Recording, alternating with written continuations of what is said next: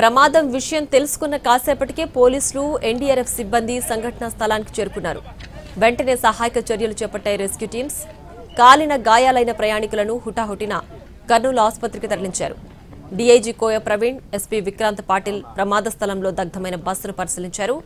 హైదరాబాద్ నుంచి బెంగళూరు వెళుతున్న Volvo bus బైక్ను ఢీకొట్టడంతో మంటలు చెలరేగాయని తెలిపారు ఎస్పీ. బస్సు ప్రమాదంలో 11 మంది చనిపోయారన్నారు డీఐజీ కోయ ప్రవీణ్. బస్సు లగేజ్ క్యాబిన్లో కూడా 2 మృతదేహాలు ఉన్నాయని అన్నారు. వారిద్దరూ ఎవరనేది తెలియలేదు. రాత్రి 2-3 సమీపంలో ఈ హైదరాబాద్ నుంచి బెంగళూరు వెళ్తున్న బస్సు ఒక బైక్ తో యాక్సిడెంట్ జరిగింది. సేమ్ డైరెక్షన్ లో వెళ్తున్న బైక్ ని గుద్దటం జరిగింది. సో ఆ బైక్ ఏదైతే ఉందో బస్సు కిందికి వెళ్లిపోయి ఆ బైక్ యొక్క ఫ్యూల్ ట్యాంక్ ఓపెన్ అయ్యి అక్కడ వచ్చిన స్పార్క్ నుంచి బైక్ నుంచి ఫైర్ బస్సులోకి వెళ్ళింది.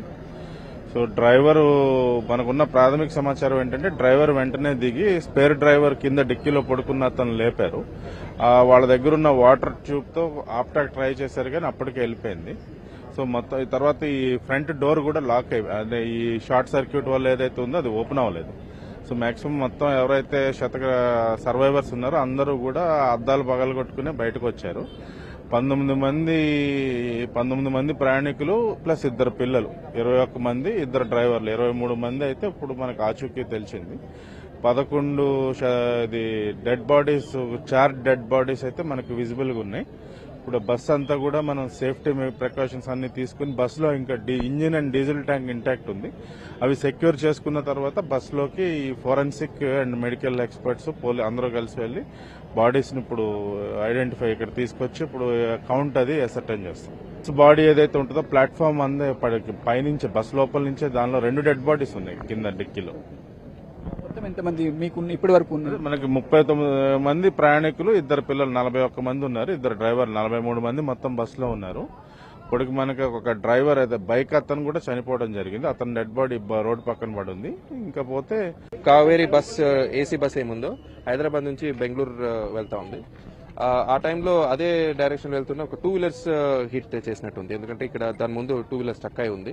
సో అక్కడ ఫైర్ స్టార్ట్ అయి ఉండొచ్చు అని మన ప్రాథమిక సమాచారం. FSL టీం కూడా వచ్చింది. They are also examining. So అక్కడ స్టార్ట్ అయిపోయిన తర్వాత ఇమీడియట్లీ స్మోక్ వస్తే ప్యాసింజర్స్, తర్వాత ఇక్కడ చుట్టూ కొంతమంది రోడ్ మీద వెళ్లే వాళ్ళు కూడా they try to break open the glass. కొంతమంది బయటకు దూకారు, బట్ అన్ఫార్చునేట్లీ కొంతమంది లోపల ఉండిపోయారు. They are suspected to have died because of burn injuries.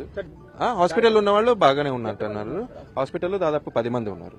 2 wheeler కూడా చనిపోయినట్టు. బస్ స్పేర్ డ్రైవర్ ఉన్నారు మన దగ్గర.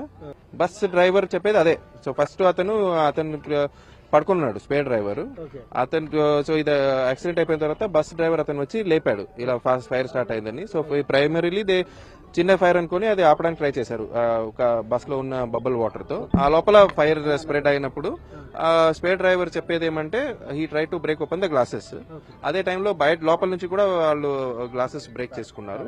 ఆ తర్వాత ఇక్కడ కొంతమంది రోడ్ మీద వెళ్తారు కదా, వాళ్ళు కూడా ఒకరిద్దరు హెల్ప్ చేశారు ఈ గ్లాస్ బ్రేక్ చేయడానికి.